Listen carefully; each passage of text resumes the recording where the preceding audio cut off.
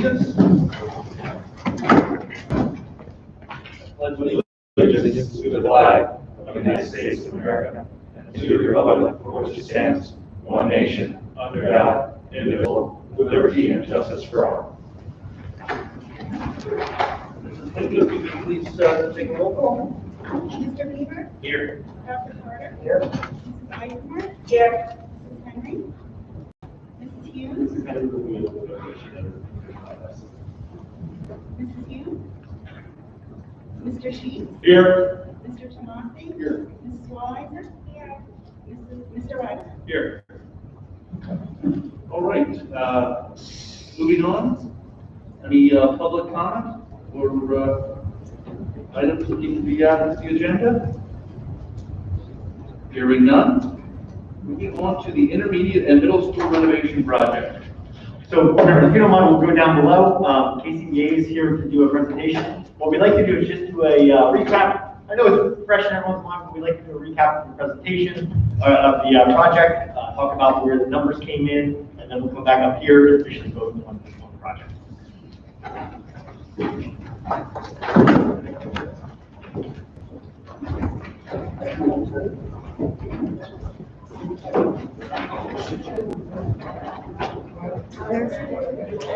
There's one side of the floor plan that has like a bunch of stuff that advances. So See that again? it's like there's a slide, the couple slides.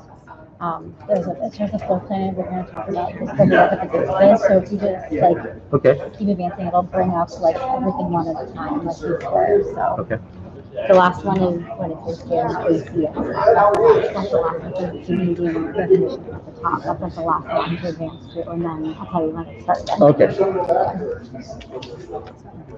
I think You're gonna have to like. I'll tell you to go next. Back. Yeah. I think. You get aspirates? Give them aspirates? Oh, it's up here. Jesus. Should I be up there? Okay. Are you okay? Yeah. It's probably taking a lot of this process. Did you take a lot of outdated classes right now? Yeah.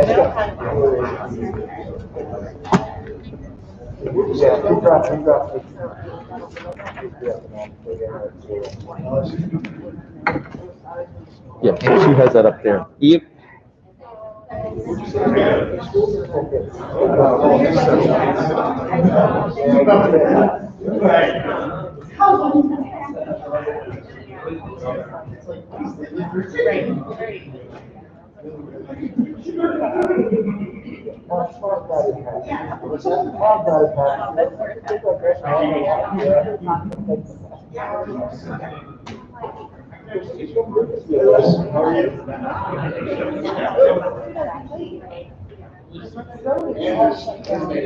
Yeah, thank you. There's a road closure, like for the train line. Yeah. All the way around. It's a lovely trip for farm country. The first time for us, we were it's like I sent you that. Sorry. yeah, no, it's fine. I'm glad I didn't do it, and I'm just.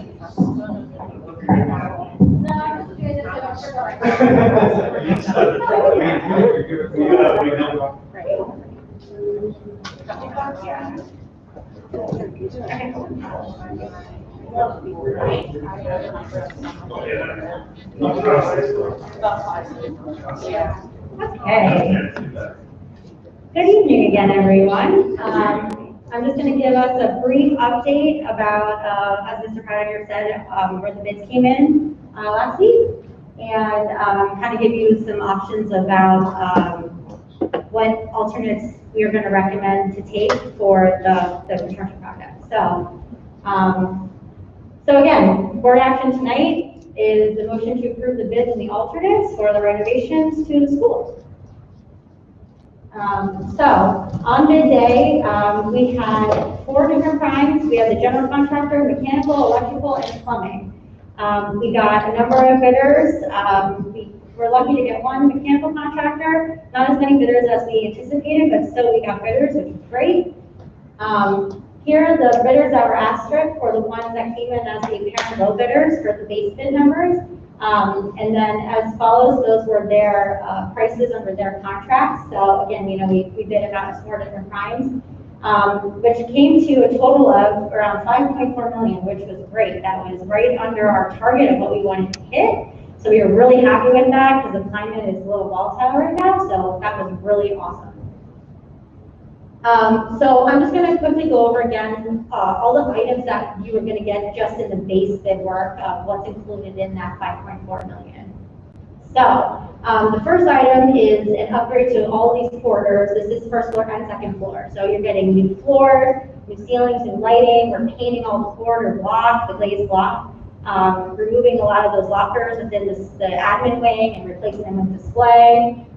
Just getting a really good freshen up in those corridors.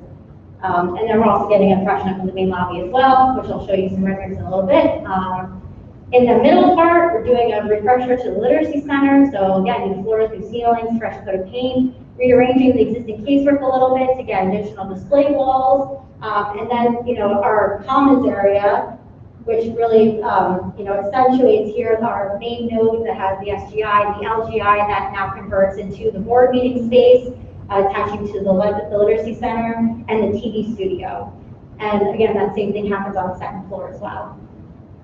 Your auditorium, this space, this time next year will be bright, shiny, and new. You're going to get new seats, new flooring, new house lighting. So that's all the lighting in the space here.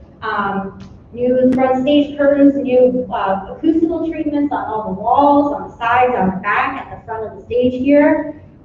This is going to feel like a completely new space once it's done. Then also, we're getting our stadium bathrooms. Again, we are cutting into the trainers room in this corner, adding these gang bathrooms that are accessible from the exterior and the interior. That includes minimal finishes in the wrestling room that we need to do to complete that, but the wrestling room also gets new ceiling and lighting. And then the trainer is going to move into this locker room at the bottom here. We're demoing out those existing lockers in the locker room, providing the space needed for their training tables, whirlpools, other things like that, and enclosing the toilet, the single toilet, so that there's a room in there to use the facilities.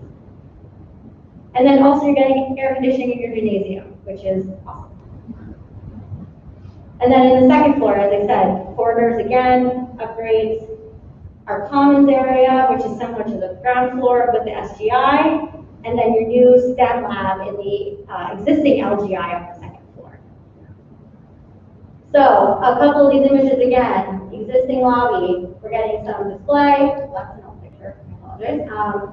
Your casework is over here with the display, but we're getting a new upgrade to the front lobby. Your corridors, taking out those lockers, getting display, new tap boards, repainting all these walls so that they're consistent color, new ceilings, new lighting. Your first floor commons, again, this is that SGI space here, the LGI is behind that, literacy center is in the back, and all of these breakout spaces, you're getting 3 of them in that zone, countertop lights, group tables for small groups, things like that. And the same thing on the second floor, very similar, at the SGI in the corner, 3 breakout spaces. In the LGI, we're getting our new STEM lab, which, again, we have this volume here, which is, we're going to call a clean lab with the computers and things, and then down in the lower space, we have the dirty lab where you can run robots and, do all kinds of messier projects in that space. You're getting an upgrade to the auditorium lobby as well. We're adding some wood finishing here, some new signage to decorate the auditorium, new ceiling in here. You're going to get a new floor in here as well, new railings here. One other thing I should have said too, any railings in the stair towers are also going to be brought up to code, so we're going to replace a couple of handrails. In one of the stair towers, we're replacing all the handrails and guardrails in there. So we're going to acknowledge that as well in the project. Another view going down towards the music wing there. And again, your auditorium, you're getting new seats, new floors, acoustical treatments, new walls. The stage front, you're getting a new stage front across here. So all of this will go away and this will become risers down. And again, you're going to get all this new acoustical treatment. We're going to face the ceiling here, add different lighting. That baffle will go and the lights will hide up in the ceiling, so that'll be a nice touch to that.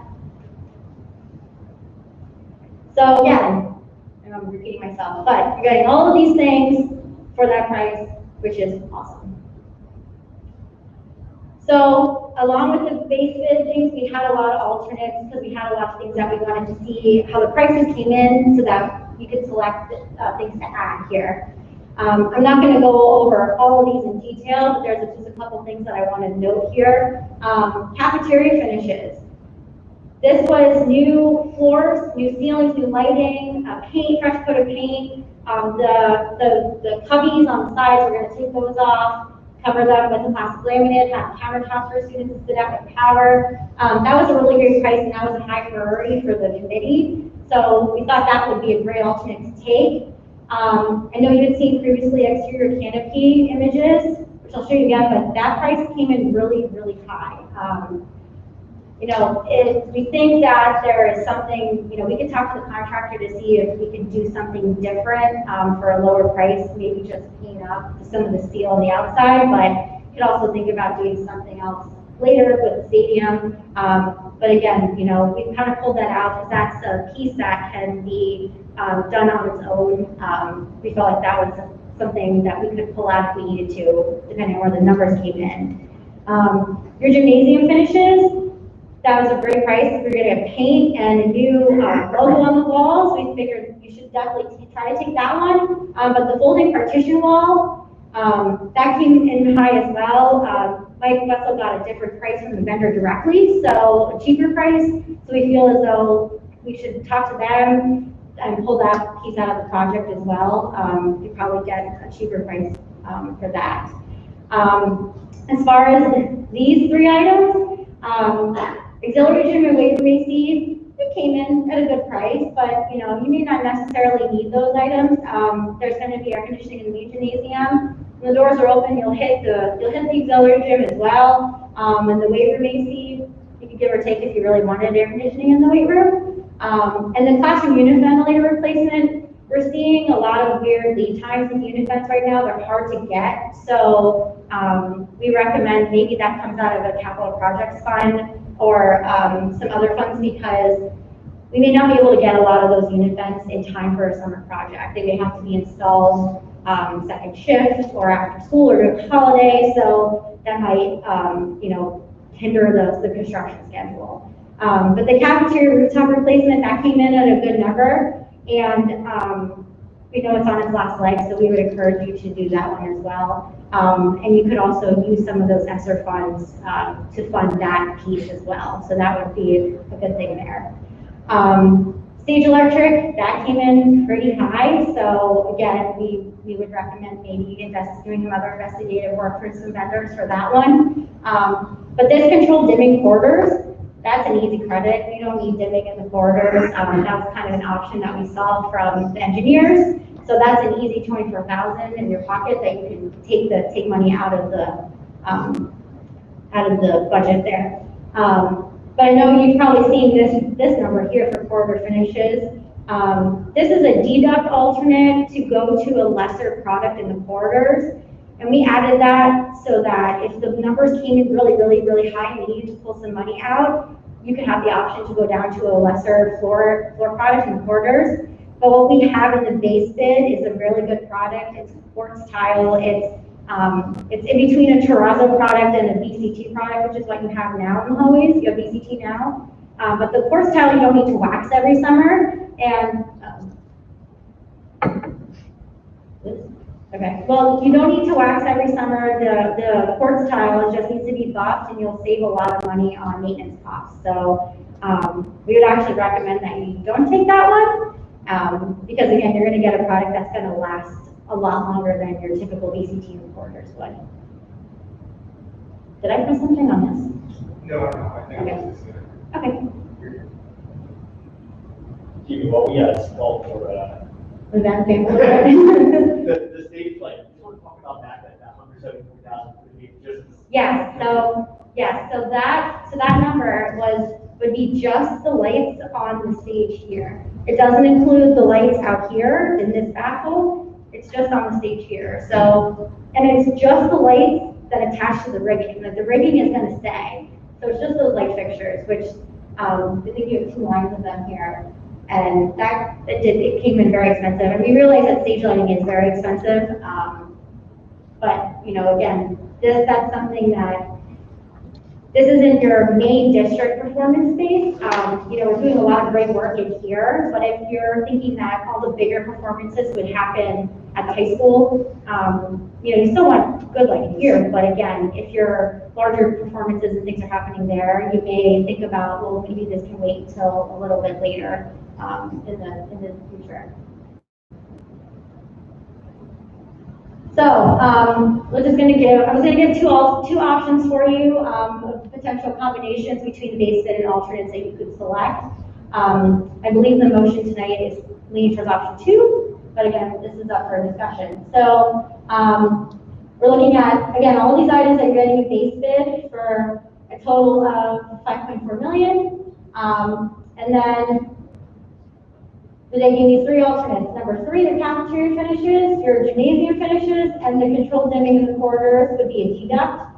So that would be a total of almost $220,000 in $220,000 in alternates. So that would give you a total construction contract of 5.6. So then option 2 is really what we're looking at here. So it would be adding on to those 3 and then cafeteria rooftops units. So again, we thought that was a really great price that came in for that. You could use the ESSER funds, and if that unit is on its last leg. And if that comes in, we have lead time problems with that one. It's on the roof, so that can be done outside of the summer schedule. It's a good replacement that can be done, again, during the school year if it's outside. So that brings you here to a total construction contract of 5.8. And again, we feel like this is a great option to take. You're getting all the priority items that the school is looking for educational wise. We get a lot of the infrastructure items and MVP items that Mike is looking for. You know, and this is really just a great project here. So that's just want to be quick with that and leave it up to your discussion now. If anyone has any questions? Yeah, just a couple things as we transition here. Can you just go back to the slide, please? So you can see the cost here. One of the first things, James, you did a great job running through this, great job as a partner for us, because at this point, I think everyone knows construction costs are really elevated right now. We feel really good about this number as a building construction committee, because while it is slightly above from where we wanted to be, in light of everything going on in the current world of construction, this came in really good. So we're recommending that we would take option 2. And the reason we're doing option 2 instead of option 1 is that cafeteria rooftop, the number 9 alternate, the $134,000. I did confirm we wouldn't be able to use ESSER funds, which is those dollars we got in. We got $900,000 the first one, and then 1.8 the second, 1.8 the second one. So we would be able to use those funds to replace that unit. So that's why we're recommending to include that in the project, because we can offset that as part of the expenditure. Any questions for Jake before we go up and appreciate the part of the You can also ask me questions up there. I don't know if it's a question for her, but why are we doing everything in this room but those lights? You are doing those lights. Okay. It's the lights and this behind the curtain that you're not doing. So the lights behind the curtain are an alternate. That was 175. So there we go. Sorry. Is this in this option 2? It is not. So option 2 includes basically everything from the curtain back with lighting. As Jamie said, you can see the 1 row of lights under there now. And there's the second one back there. Yeah, the second one is behind the projection screen. So we went through the bids at $175,000. Thought that was pretty expensive for what they were actually doing. And so there's a couple other alternates that we'd like to explore doing that internally. Okay. It needs to get done, but for $175,000, I agree. It's pretty expensive. Okay. So we're going to check in. There's a company out in Pittsburgh that specializes in that, and there's also one called Lehigh Electric out here. So we had gotten a quote from them for high school, so Mike, Mr. West was working on that for us. Okay. I don't have numbers, I wish I had numbers for you now, I'll give it to you, but yeah, it's on the priority. Yes. Yeah, you said the rigging's staying on the stage? Yes, the rigging is staying. Now, it's my understanding when we first started this whole project, one of our initial concerns was the rigging on the stage was not safe. And that was the primary thing that we're gonna do in this room, and not gut the whole thing and redo it. How come we're not doing that and we're gutting the whole place? The curtains are going, right? Yes, the front curtains are going, you're getting new front curtains. I apologize, I was not aware that the rigging was unsafe in the first That priority. was initial discussion, like 2 years, whenever we started this whole project. I agree with you. I heard the same thing. That's why I asked the question. I didn't want to bring that up, but yes, I remember the exact same conversation. I think that was part of Crabtree's assessment back when we did our initial facility project assessment. Yes, you're right. So as we go in and do the lighting and get that, we'll get that evaluated as well. So that was the next. And when our engineers came out and surveyed the building, they didn't see anything wrong with the rigging. I can confirm that again with them, but they would have told, I'm not sure they would have told me if there was a major issue with it that needed to be replaced. Our engineers have put together the construction documents. And Dr. Carter, we did have a almost one meeting spent talking about the rigging and the stage and that sort of thing. And that's what I recollect, that at that point, working with KCBA, that rigging was okay. But again, when we get that other company, we'll make sure that it's evaluated. That's, you know, we're going to put lights and don't something happen. Any other questions?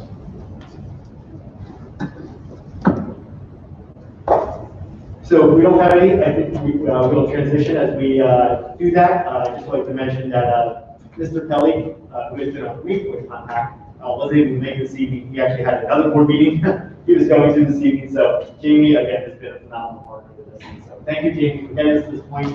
I do believe it's going to be an excellent refresh and revitalization of our space here. It's going to make it a student center, student friendly space. We're going to go up.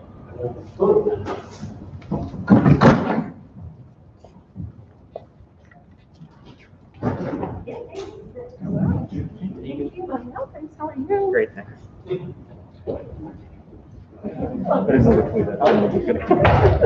Okay, we're now.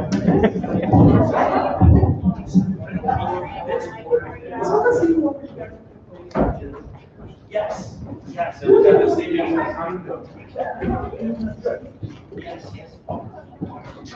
Where are we sitting?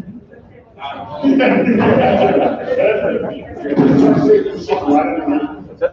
Well, the reason why I took it. It's huge. Well,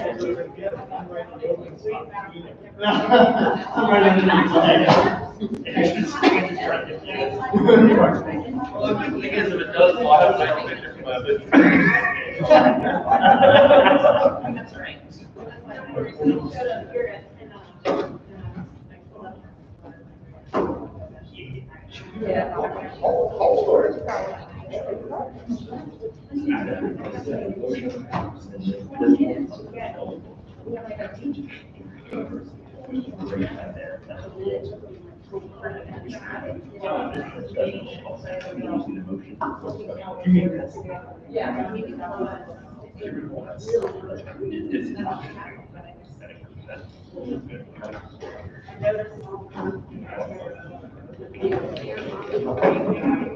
All right, can I get a motion and a second? So moved.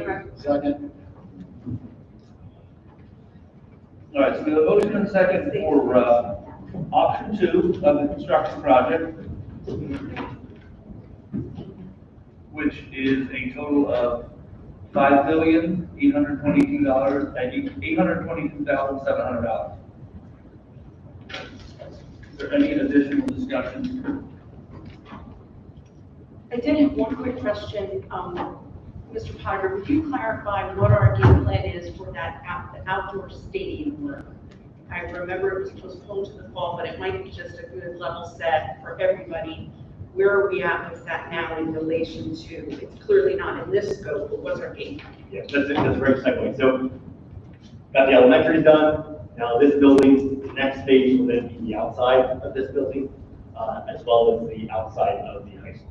So at the outside of the high school, we're still talking about doing some work at the field, taking that driving loop back to the gymnasium area, make a safer entrance for our students, and we'll kind of revitalize that area. So get this project going, and we're going to kind of get this going through the summer, then start the process with KCBA of working through the outside of this. We already had some good work done, but it's kind of picking that all back up now, going through that permitting process with the township. That's going to take a little bit longer, and then hopefully be able to get that on the street for bids. I think a fair timeline would probably be this fall. Yeah, I think so. Yeah, we just want to confirm what the permitting process would be with the township, but I believe maybe December at the latest, we would put it out to bid. So we want to get on board with ELA as well. We'll need a civil engineer's input. So we'll talk to you about that as well. And then depending on the discussion with the additional borrowing, where we go with that, if that would become a reality, I think it might be worth a conversation to say we clump the two projects together since they're all outside work, all savings. So that's kind of the next final phase of this major building project renovations. Okay, so for the fall sports season this fall, 2021, we should not count on the stadium renovation. We would probably count on that the following spring for spring sports, and then the following fall for our fall sports to play on. Yep, that's perfect. Yes. Yep. Okay, great, thanks. Thank you. I just wanted to make sure, well, it's kind of clarify a little bit for me, but the ventilation system on the second floor for the classroom is obviously something that I feel is pretty important, especially right now in this day and age that we're going through. So can you just assure me that that is going to be something that we're going to definitely be doing in the near future if it's in bad shape? So that's a great point, because if I could just take that one step further, we still do have our project list on the capital improvement side. So there's an air handler, a chiller for the high school that has to get done. These will get included in that process. So those things are still on the ongoing list. We have been putting money aside internally to be able to fund some of those projects, and this will get added to that. Just with the escalating costs right now, they're still manageable, they're still working, but we're going to have to definitely put that on the list for the near future to be able to tackle that when this prices come back down. But that you'll see that transition over into that capital project. Yeah. Great question. Okay, another question. So looking at a lot of these projects that initially were under our initial funding are now being pushed out and aren't included in our initial funding. Like the outside work and then some of these other projects are no longer incorporated into the initial funding that we did last year. That's correct, yeah. So that's a lot of these, that last phase I just spoke out is really dependent on what we decide as a board with that next phase borrowing. If we decide not to do that, then we'll still have those priority, it will just get pushed back. And we'll have to then prioritize about some of the other items that are on the capital improvement list, included with some of those bigger projects that we would be pushing on in that kind of that phase 3, I'll call it, and figure out how we want to handle that moving forward. If we do the borrowing, that obviously expedites the timeline and we can get this done faster. And in the current environment, the dollar doesn't stretch as far with construction. But we didn't anticipate those elevated numbers when we first did that. We were thinking there was going to be a chunk left over. For instance, the one glaring thing is the outdoor canopy. And quite frankly, steel costs are astronomical right now. So that number was significantly inflated as far as I'm concerned. And we made the decision to in my opinion, might really pull that out. Yeah, but that's not a priority. What's that? I wouldn't classify that as a priority. What were you alluding to that you thought would be a priority? Well, I mean, we're talking air exchangers, we're talking, Yeah. you know, the stadium, things like that. So the stadium they pulled out, so okay. Yeah. The stadium they pulled out because, a lot of it had to do, with trying to get the project done in a timely manner, so we include that into this phase of it. Then we were concerned about getting some of the township, approvals. Yeah, which could take time. So, right from the get-go, they said you ought to just pull that out separately and work on that, and give ourselves time to work on that. We discussed it, we actually had some renderings and some plans of what that could look like and what the funding would potentially be for that. It just hasn't been bid, and we'll wait for that. Yeah, and I'm just gonna trouble explaining a lot of this to, you know, the community, you know, because the only came in almost 100, almost a million below our projection. So we had that reserve going into this, and now we're gonna have to borrow more to take care of the projects that we wanted to incorporate in the initial wiring. So I'm trouble, you know, justifying some of these things, especially redoing the whole. I think a lot of explaining it is what's the situation we're in. And, you know, we can't propose the cost, and we're trying to offset it by doing things like some of our air flow and things we can actually cover in the grants that we've been getting. So we have to include them because we have to pay for them, and we don't have the funds yet, but we are going to be allowed to reallocate that back. So there could be some cost savings in the end once we're able to cover these things. But we also have to make sure that if that doesn't happen, we are okay with paying for it. But we just find out that we can't use them, so, right? Yep. So, yeah, because Mr. Kelly even told us we need to say seating for the children is considered necessary because of spacing and things like that. So that can be covered by our funds. So, but covering things that are important on the air exchange is, but I think that the rising cost of everything right now is something we just have to deal with, and we can't back out of it. And Dr. Carter, in my opinion, like, I thought these bids would come back a lot higher than what they did, so I'm really optimistic that they, really, lukewarm numbers, but I'm okay with it compared to what I thought it was gonna be based on what I figured, probably another really, this is revealing to me, because we're kind of retrofitting a lot of new stuff here compared to new building, which is a whole other whole factor. Mr. Carter, if I could add something just to help ease your worries about the rising costs.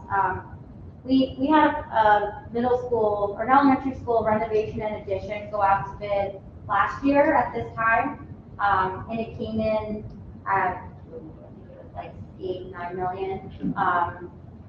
And then they bid it again. They decided to reject the bids and rebid it again this year. So a year later, it was $2.8 million more. The same exact project. The drawings didn't change at all.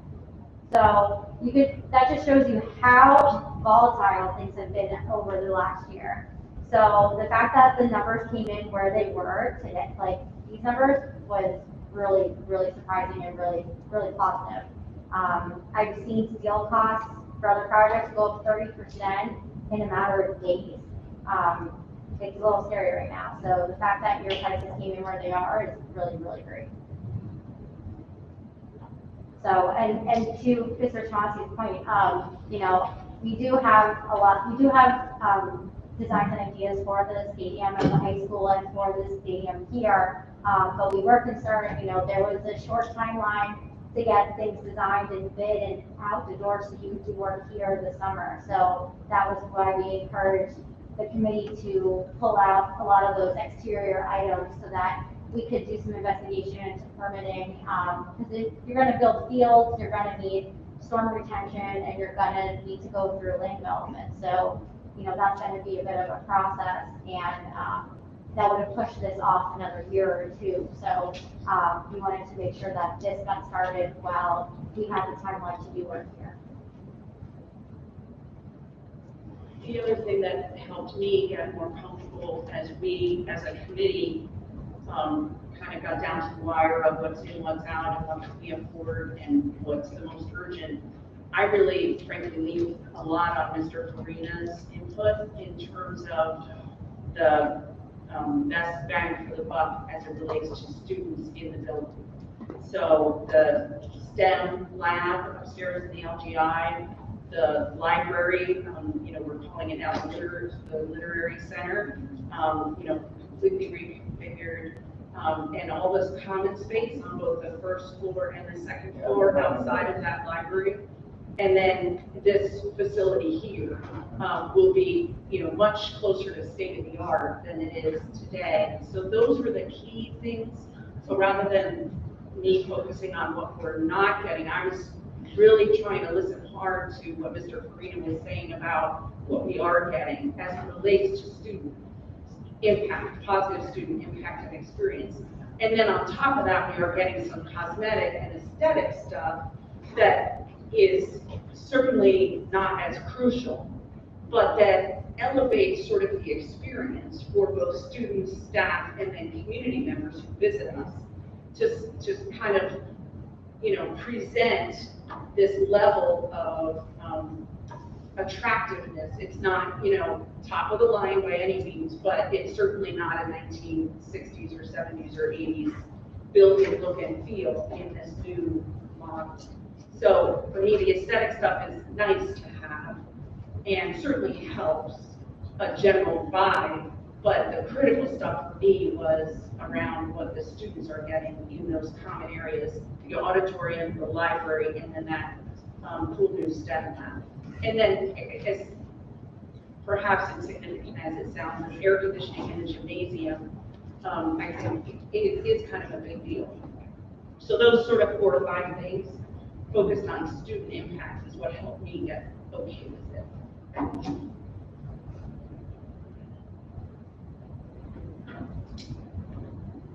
Any additional discussion, comments? Hearing none. Secretary, would you please take the roll call? Mr. Weaver? Yes. Dr. Carter? No. Mrs. Eisenberg? Yes. Mrs. Hume? Yes. Mr. Sheets? Yes. Mr. Demonte? Yes. Mrs. Wallheiser? Yes. Mr. Wagner? Yes. 7 yeas, motion carried. Right, moving on to other business. I get a motion in a second. So moved. Second. So the 2 items, or the 3 items in here this evening for other business.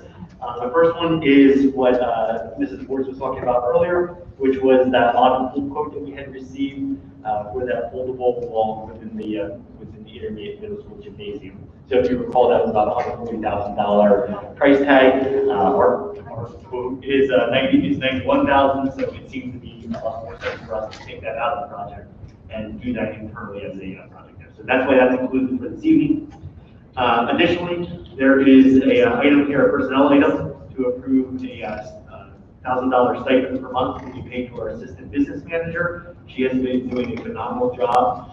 As you recall last meeting, we recognized her with the New Heights Award. She's been doing a phenomenal job filling in, but we don't have a business manager, taking care of the functionality of the office and also supporting the next level up and filling in with the business manager. So we have put that in as a consideration this evening for a motion to provide her a little bit extra funds for her capacity she's filling right now. Finally, the third one is to approve the testing window for the 2020-2021 PSSA testing schedule. So this is a little bit out of the ordinary, but what we're looking to do is shift the normal testing window from the springtime, which we'll be testing this week, and transition that to the June 7th, 8th, 9th would be the ELA. Mathematics would be June 14th and 15th, and then science would be June 16th, and then we added 1 additional week for any makeup windows, any makeup tests. So what we would be doing is providing transportation for any student that would be wanting to take the PSSAs. The PSSAs would be administered in its normal fashion with the same safety protocols we do anything in school. We'll be using electronic-based assessments this year. And again, transportation would be included for those that would be taking the PSSA. We did talk with our solicitor regarding this issue and ran by the communications and the process and timeline window. And according to the solicitor, we are in line with what the Department of Education is allowing with the flexibility for this year. This is important to note that we still find the PSSAs valuable. We still use that data, but in this year in particular, there's not any accountability to the PSSAs. And so because of that, we feel it's important to take that instructional time that we would be otherwise devoting to testing for 2-3 weeks, use that as the time where we're able to meet with students during this 4 days a week instruction, really gets to instruction towards the end of the school year, and divert the schedule for PSSA testing until after the school year. So if this is approved, we would be sending out communication, which would be going out this week. The parents notifying them of this process and the change and the reasons why the rationale behind it. Any questions on those items? A couple of quick questions just on the PSSA piece. So, Mr. Potter, I think you just shared that from a district perspective, we take 2 to 3 weeks typically, historically, out of instructional time to essentially teach to the test. And I guess I'm not sure, based on my years of service here to the district as a board member, that it's ever been openly said that way before. My understanding was that we actually had a strategy in which we consciously did not teach to the test. I don't think we said teach to the test. We said that's how much time it's taken for them to have to teach. To administer the test. Yeah. It takes us 7 to administer the test. Okay, so 2 to 3 weeks is 15 days, 10 to 15 days. What I see here is 5 days. So you have to allow the makeup windows in there. Right. So that's why it takes that amount of time. And our special ed students usually take the full week. Like, regular ed will be done on those 3 days, but then there has to be another 2 days for our special ed kids. Okay, so we're not talking about the the prep time to prepare for the exam, the PSSA test. We're talking about simply the days in which the test is rendered. Correct. Okay. Administration of. Okay, thank you, because that makes me, I was going, wow, when did that shift happen in front of my eyes, right? Okay, so that's one question. Thank you for clarifying, appreciate that. And then the second question, it's my understanding that based on the requirements that were provided as we evaluate teachers, classroom teachers, that a piece of their performance evaluation every year is tied to PSSA scores and performance at the district level. Can you talk to us about what your thinking is as it relates to how are you going to effectively handle performance evaluations when, in all likelihood, the data from this test not only is maybe not fair to hold people accountable to, but also it would be a reasonable prediction that holding the test in the days following the close of school may in fact drive down the number of students who actually do come back to school those days and take the exam.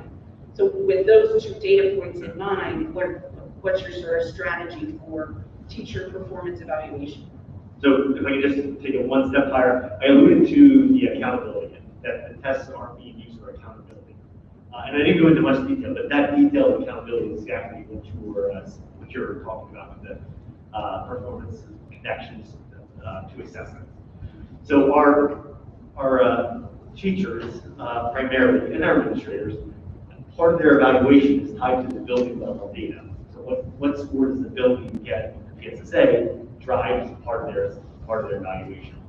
This year, as we go through this process, the Department of Education, we have, and really it's not just the Department of Education, it's coming from the federal Department of Education, down to the State Department of Education, down to the local school districts, we still have to administer a statewide assessment. We are administering a statewide assessment, but they have given flexibility this year in terms of what dates are allowed to be administered. So we can administer from now, actually all the way up until September of next year, which is why we're able to choose this option of doing it in the summer.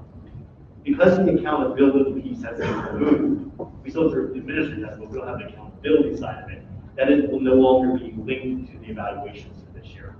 So the evaluations, the score that would be normally is attributed to the building level data will now be attributed to the observation of the staff member. So that percentage of the pie, that percentage would go to observation and not go to building level PSSA score. So that's how we're going to be able to still administer the PSSAs, choose this option, but not have to be worried about the accountability measure being tied back to the school district, or more importantly, I guess in some ways, being attributed back to the individual staff member that would be negatively or adversely impacted by this decision if we don't have students taking the assessment.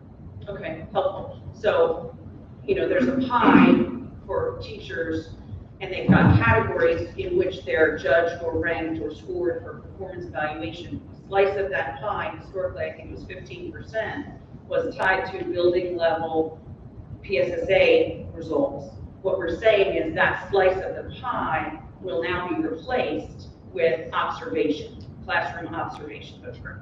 Fabulous. That's the piece that wasn't clear to me prior. Thank you. Okay.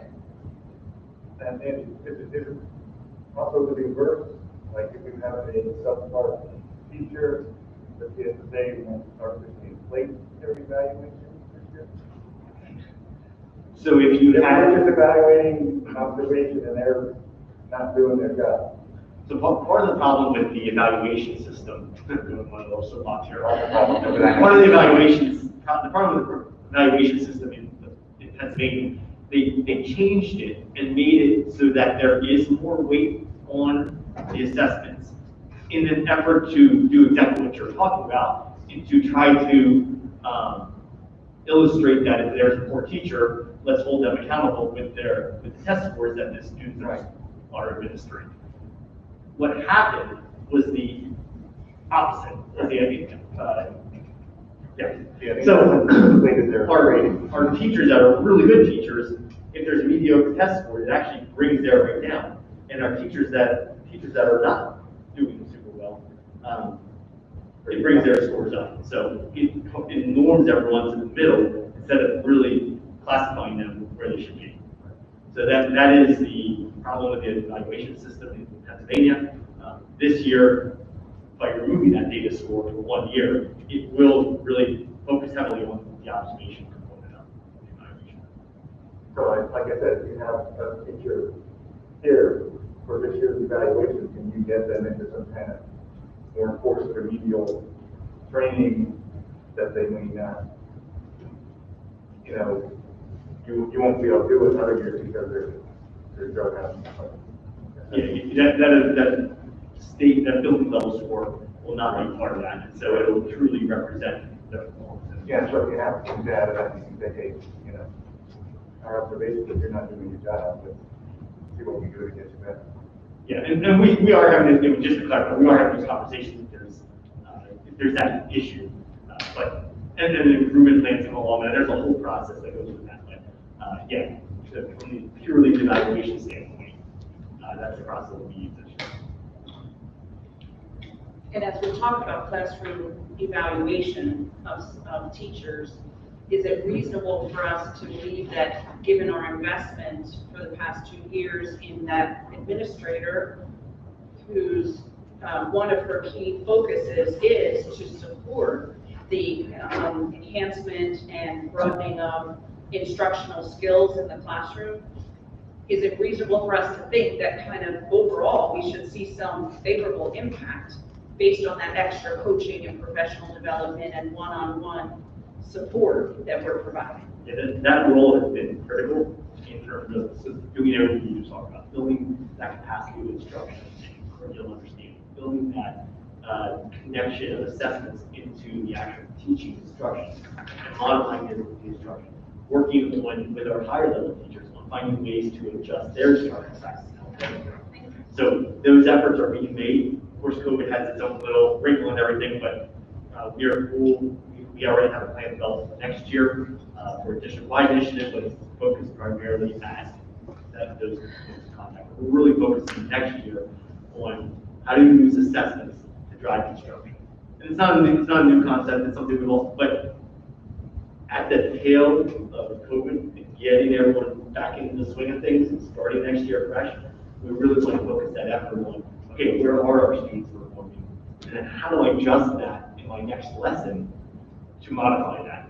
And we have so many resources, technology resources that can quickly evaluate the test, find out what the skill deficiencies are of the students, to be able, and our teachers can spend time developing lessons rather than doing the item analysis of grading. So we're really excited about that. That's kind of the next step, but that's really where that role is going to come into play to help us push that initiative next year. Any other questions or comments? Hearing none, Mrs. Whitman, can I get a roll call, please? Dr. Carter? Yes. Mrs. Eisenberg? Yes. Mrs. Henry? Yes. Mrs. Hume? Yes. Mr. Shea? Yes. Mr. Tomasky? Yes. Mrs. Waller? Yeah. Mr. Beaver? Yes. Mr. White? Yes. That is 9 yeas. Motion carries. Moving on to discussion points, as the presentation from last meeting on the borrowing of additional monies. And we'll turn this over to Andrew to lead the discussion. So in your packets this evening is the PSSA presentation. I should have mentioned this earlier before we voted on this, but there's the PSSA presentation highlighting all the facts and discussion points regarding that, as well as a letter to parents. And finally, there's this document, which you saw last meeting, which is the presentation from RBC and Scott Kramer, who went through the borrowing. If you recall, the percentage of borrowing right now is at about a 1.85%, and what he was discussing if we decided to go forward with a borrowing scenario. He outlined on the page 4, bottom left of your document, 3 different scenarios for us if we wanted to consider the additional borrowing of a $2 million loan. If we did that, there was an outline of a 10-year bank loan, an 11-year bank loan, and a 11-year bank loan that would push off essentially the interest until the very end of that loan payment period. In the comparison of the 11-year modified wrap, where you would build in some of that interest up front, versus the 11-year tight wrap, which would build in the interest towards the tail end of this. When you look at the, and I'm sure you intellectual board members have done this, but you look at the annual net debt service, you do that comparison, there really isn't a massive significant difference over the course of 10 years. And when you look at what the payment impact would be on an annual basis of the 93,000 versus the 33,000, the green section for that tight wrap of 11-year is much more easy for us in the budget world of the education side of the structure to be able to manage that. We can easily, not easily, but we can come up with a way to fund that 32,000 the first year, and then it takes that next jump another 10,000 by the following year. But we would be able to build that in to the budget versus trying to come up with $100,000. That's a much bigger step to try to find some funding to be able to do that. So my recommendation, if the board wanted to proceed, while it doesn't seem to make a lot of sense to push your interest off to the end, from the development of this loan process and from the development of a wraparound concept of debt, which is what our strategy has been for debt for the last several years, is that the 33,000 increase in the annual budget would be a lot easier to handle. So what do we do with the money? I think that's the other aspect of it. I think we talked about that already this evening, but we have the outside here with the intermediate middle school construction project as the stadium. That's anywhere between 250 to 500,000. And then what we would be doing over at the high school for the outside, is conservatively probably around $1 million to be able to do that work. Just to do some lighting out there, to upgrade the field, just leave it as grass, just to upgrade it, and then to do some stadium enhancements as well as that driving loop. Again, conservative figures to talk to the KCA is around $1 million for that. So if that money is going to get used pretty quickly if we decide to move forward with this. What's your thought process for year 10 and 11 as far as budget too? So when we get to year 10 and 11, and you look at that green section, I think that the key column is that right column. So our payment this year would be the 2.3 million, and then you basically have a little bit of a dip of 1.7, then it drives itself at a 2.5. It's a very consistent payment all the way down to the very end, and it starts to fall off, and then it's a 1.2 million for that final year, that 11th year. So at that point, the likelihood is that we'll be talking about some other building project, because the high school will now be, at that point, probably, I'm going to say about 25, 30 years old, so we're going to have to do some considerations for some work there at that point, and we'll probably engage in another project or another loan, but the key factor is that we're going to be a very consistent payment at that 2.5 million, which from a budgeting perspective is exactly what we want. We don't want peaks and valleys. We have peaks and valleys, we can try to find ways to be able to fund that. If we have a level payment the whole time, it's just a recurring number we have in the budget. Yeah, Mr. Wright, that 800 to 1.2 number, that's just representative of the principal. The actual budgeted amount will be the 2.5, 2.519, and then 1.264. So actually, in year 11, again, like Mr. Ryder said, we'll probably have another building project at that point that someone will be doing.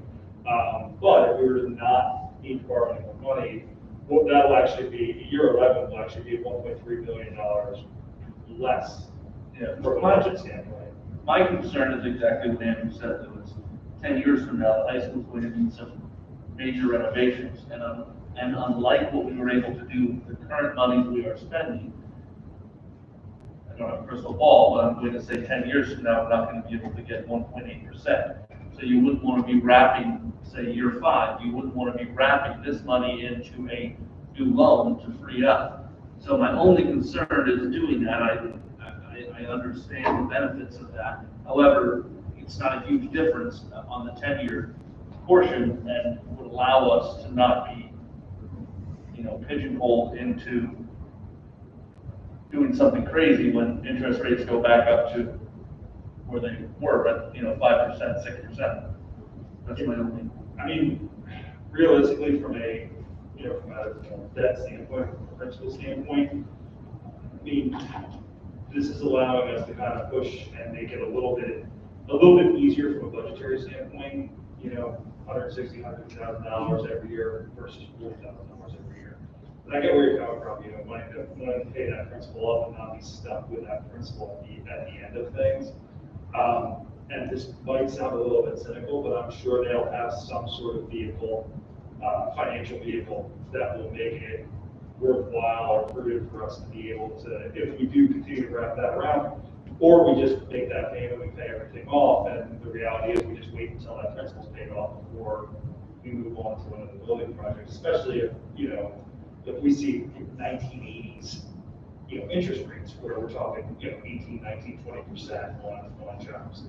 I don't know. I think personally, looking at the three options, the green option, I think, exposes us or budgetarily kind of leaves us with a little bit of leeway, right? Because we're paying $150,000, or pardon me, $100,000 more. I mean, realistically, you're talking about 2.5 mil. So I mean, versus 1/10, less than 1/10 mil, like 0.08 mil. From a budgetary standpoint, it's a little bit easier to work with.